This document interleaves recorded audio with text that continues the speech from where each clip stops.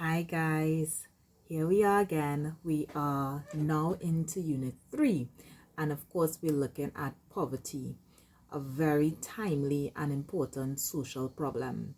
So, poverty is considered by the World Bank, as a matter of fact, they indicate that it's pronounced as deprivation of well being. And well being is so important because it means that it affects our quality of life, how we live, how we're able to benefit, and it's very, very important.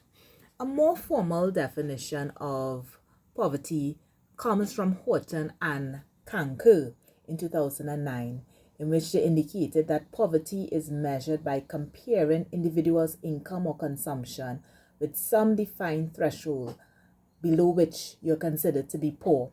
So basically, if generally when you compare the overall society and there are certain resources that some persons are able to access relative to others, then generally you'd be considered poor.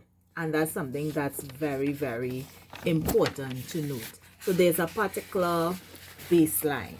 There are different definitions of poverty, I think, that we must consider if we are going to discuss poverty. So for instance, before we get into that, poverty is just one effect of inequality. And when we talk about inequality, we are referring to the resources that are available to all persons in society. And so therefore, when we're talking about the different types of poverty, of course, as we measure inequality, we're going to see how that relates to other groups in society. So let's get into absolute poverty.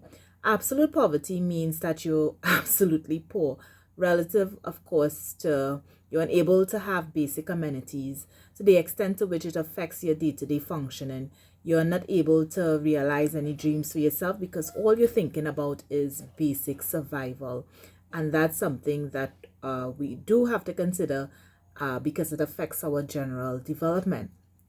Of course, we also have relative poverty, and it means that you're poor relative to the general standards of the overall population. And what poverty may mean in one country, it may differ. So, for instance, someone might be considered to be middle class in one country, but if there are certain resources comparatively that they unable to access or unable to have as compared to another country, maybe in another country they might be considered poor. So what may be middle class may not in one country may not be middle class in another country. It just really depends. And of course, another type of poverty that we also have would be rural poverty. And that's when the resources available in the particular community doesn't really allow persons to have basic amenities. Persons who experience rural poverty, they may not have infrastructure, they may not have certain resources, they may not be able to work or have job opportunities as compared to probably someone in an urban area, well-developed area, and so forth. So there are a lot of resources in that particular community. And then, of course, when we have the urban population, generally, urban population, especially when you have persons, more than 50,000 persons in this particular community, these communities are marked by certain characteristics that help you understand their level of poverty. So for instance, in an urban community where many persons are poor, you tend to see violence, you tend to see a lot of crime, you tend to see poor community relations, and so you tend to see poor infrastructure in that particular area. And there are lots of persons clustered into this particular area that might be close to the city, but they're unable to basically support each other. And then, of course, you have generational poverty. And when you have more than two generations of persons, of families rather, who are born into poverty, then you can consider it to be generational.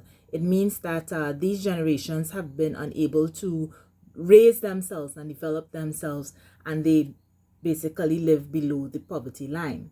And then, of course, you also have, so that's basically it. I think I'm giving you extra. So we have absolute poverty, relative poverty, rural, generational, and urban. And of course, I would have mentioned inequality before. Some persons are vulnerable.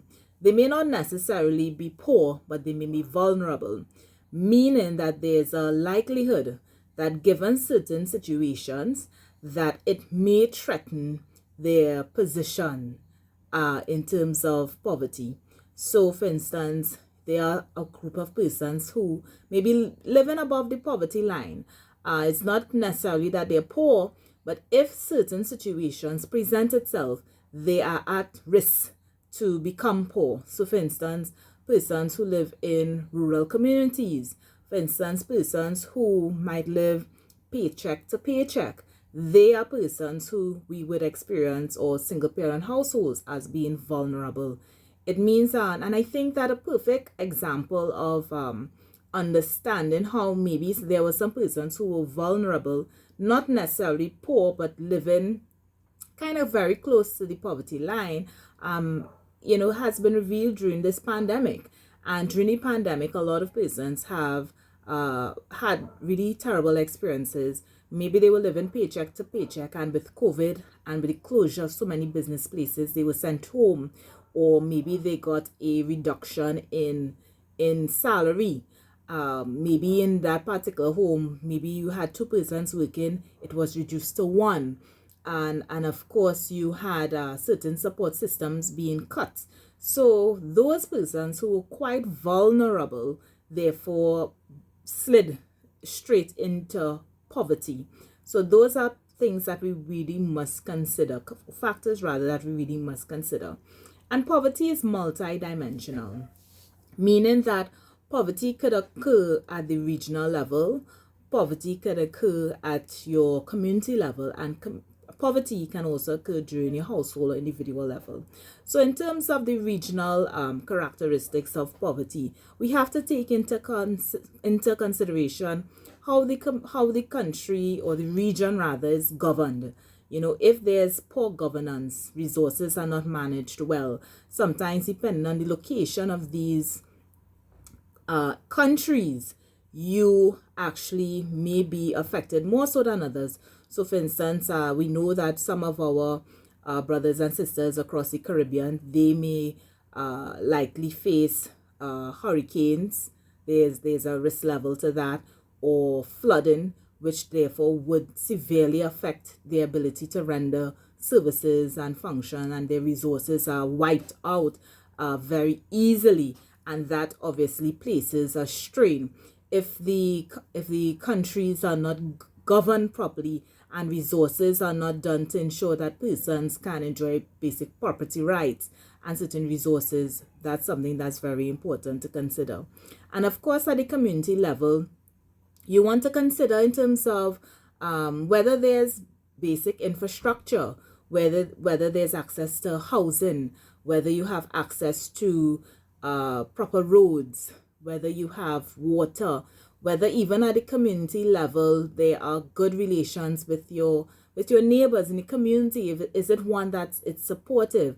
And in instances in which all those factors are not satisfactory, obviously it has a negative impact and likely to put you at risk in terms of being from a poor community.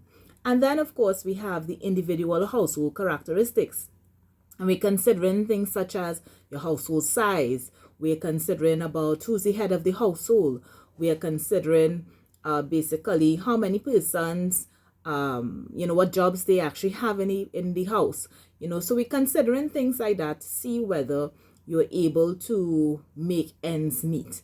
And if that's not the case, you don't have your own property or so forth like that, you're not able to work and gain a suitable income, all of those factors basically impact your ability for your household to be below the poverty line. So there you have it, and I hope that you do some further reading. This is just a synopsis, and I'll see you soon.